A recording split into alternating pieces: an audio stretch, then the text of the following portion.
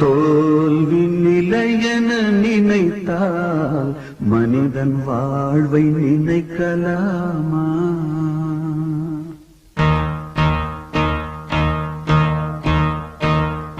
தோல்வி நிலையென நினைத்தால் மனிதன் வாழ்வை நினைக்கலாமா?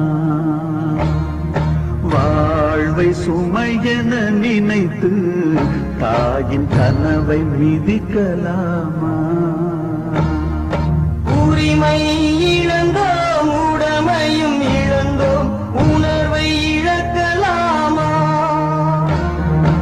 உணர்வை கொடுத்து உயிராய் வளர்த்த கனவை மறக்கலாமா?